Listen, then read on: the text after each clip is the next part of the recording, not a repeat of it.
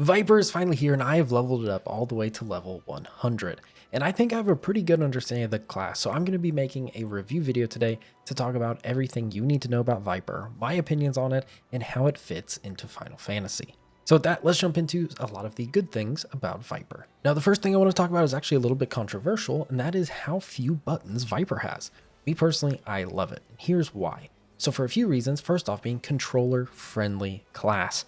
I recently just started playing controller, specifically on my ROG Ally, a mobile handheld that I've been playing on, and it's really easy to play on handheld. It's actually the only class that I can successfully play at high difficulties on my handheld, and that's one of the reasons I enjoy how few buttons it has. I enjoy all of these nested skills that come on after one another.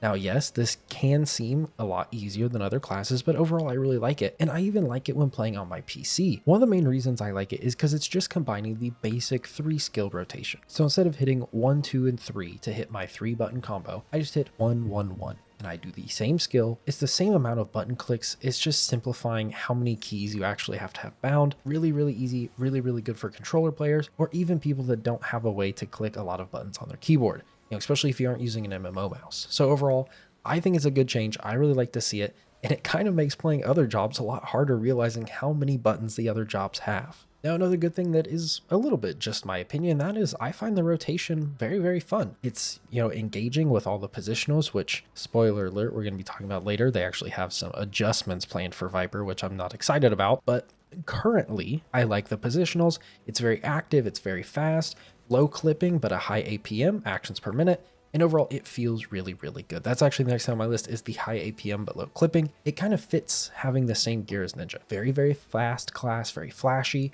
but low clipping. You don't need super low ping. You definitely can't have a crazy high ping, but it just feels good. It feels clean, it feels good, and it's fun. I really enjoy it so far. Now, the next good thing is actually that it's really easy to learn, meaning that it has a low skill floor. Now, why is this good? We want people to be able to pick up this job and use it for the majority of things they do. Now, can a person with this job pick it up, go straight into, a Savage raid tier and be getting, top 100 parses? No. There is a skill tier on Viper, and I think Viper has a wider stretch skill tier than a lot of other jobs because of the different positionals, the different timings, having a fast APM. A lot of people just can't keep up with that actions per minute. They get slow with mechanics, stuff like that. So it's easy to pick up, understand the rotation of what to do because it's mainly just flashy buttons. And then the real learning comes when you actually have to put it together with mechanics and learning and getting your positionals while being able to execute mechanics and not dying all the time. I think it's a really good class because it has that easier barrier to entry, but you also have a ton of stuff to learn and really dive in and master about Viper. Now, one of the next things that I love is having 2 swords is absolutely amazing. It looks awesome. Now, this is strictly just cosmetic. It just looks awesome to have 2 swords. With any glamour, you look cool, you look like a badass, and honestly, it is just fantastic. Now our next is high damage. Now I'm not going to show it here, but there are places you can go to see the turret damage of classes, and Viper is very high. Now why? I do think Viper's overtuned for the first raid tier, and I do think after the first raid tier, or even before, Viper might be brought down a little bit. It is very strong, same with Pictomancer, but it's still being said, it is extremely strong and it's extremely fun to play. None of the melees are in a bad spot really, and I don't see Viper, even if it got a nerf, being in a bad spot, but right now is incredibly strong. A great class and overall super fun to play, and I can't wait to bring this thing into the first raid tier. Next up, we have Glamour. Me personally, I felt like Glamours on Viper absolutely look amazing. Now for those hardcore raiders watching this, you guys don't care about your Glamour, but for everyone else, I think Viper just looks sick. Everything about it, the gear looks good, the new gear from some of the trials and raids looks absolutely amazing.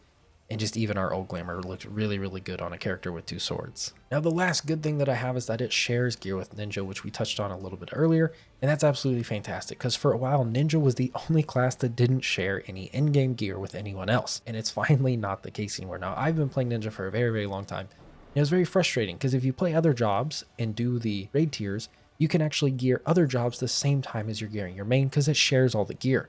And now with Viper, I can actually, gear my Ninja the same time I'm gearing my Viper in the raids, which is really nice. Now, obviously, they're probably going to take different pieces. We'll have to see. So you're not just going to be gearing them one for one.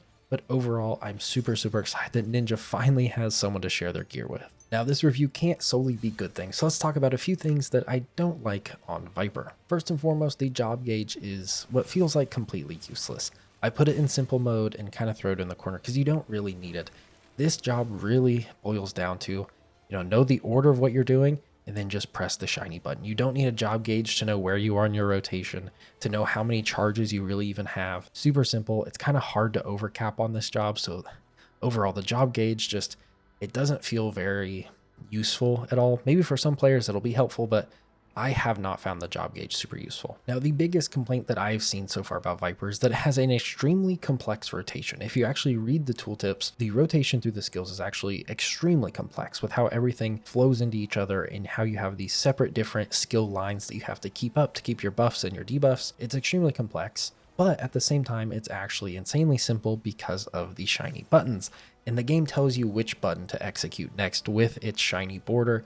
And so this extremely complex job that has this crazy complex rotation just basically sums up to press the shiny button to do big DPS, which can feel a little frustrating after you realize, at first the rotation is extremely confusing. You're trying to figure out where you're doing, what you're doing, especially if you haven't looked at any guides. And then once you kind of get the hang of it and you realize that, oh, I'm just pressing the shiny button and just, know my order of what things I'm going to do, the job can feel a little bad after that, just because it kind of seems kind of simple after that. Basically all you're doing after that, managing your debuff, managing your buffs, and basically trying to hit as many positionals as you can while not dying to mechanics, which there definitely is a very high skill ceiling there, as that's very hard to hit all your positionals, not die to mechanics, and keep perfect uptime. That's how you get top parses, but it can feel a little bad when everything's just press the shiny button. Now, the last thing that I want to talk about is how the job can kind of feel similar in the way it flows through other jobs. So for instance, when you're on Viper and how you're actually charging up your buffs and debuffs and doing this, it can feel very similar to how other jobs operate. And it does feel unique in its identity, but it also kind of feels like we stole some things from other jobs.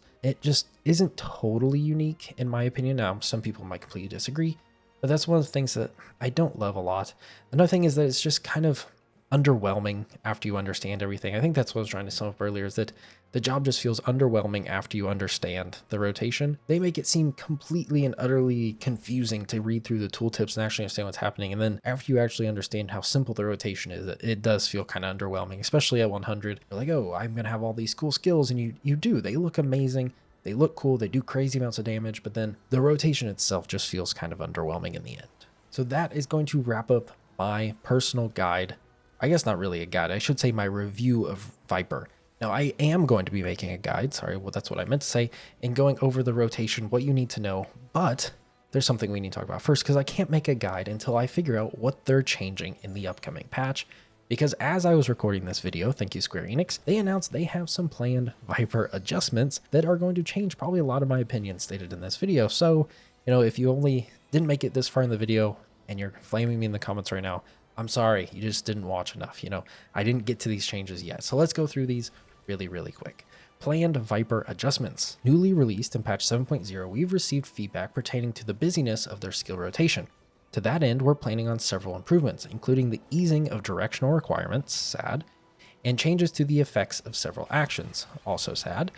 We're aiming to implement these changes in patch 7.05, though we intend to make some smaller adjustments to the range of certain abilities in patch 7.01. That's interesting. The range of certain abilities, I'm not entirely sure what they're going to do there. I have a pretty good idea of the other changes, and we're going to talk about those in a second, but this third change, I'm not sure exactly when that's, or what that's going to look like when it takes place. It will take a while longer, but we hope to address player concerns as best we can. Oh, let's get started in this.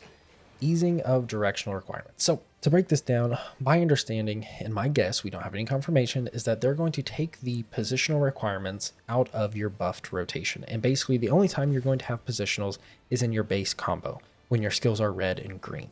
I think that's going to be our only positionals after that. And I'm not happy about this change, because that kind of lowers that skill ceiling that we were talking about earlier, where that's how you optimize this job. You hit those positionals, you're doing crazy extra potency and extra damage.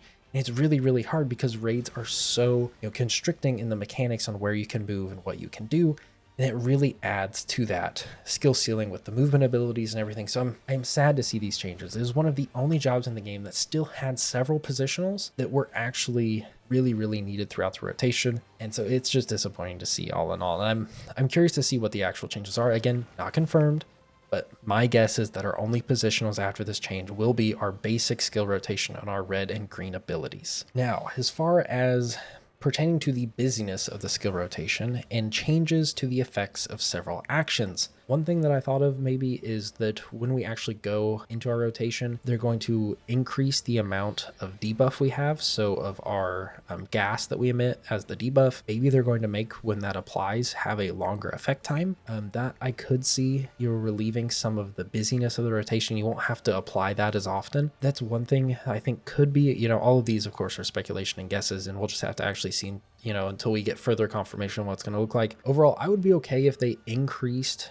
how long our debuff lasts when we apply it. I think that'd be a fine change, you know, and make it a little bit easier to keep your uptime. But really what I'm sad about is the positionals and how those are going to change. So we'll just have to see, you know, officially what's going to change. Hopefully we'll know some more before the actual patch comes out. But of course, I will keep you updated, and a guide will be coming out once we know these changes. I don't want them to make a bunch of changes right as I release a guide and just confuse people. So I will be waiting until these changes happen, but then a full guide will be coming up on the channel so you guys can master Viper before the raid tier.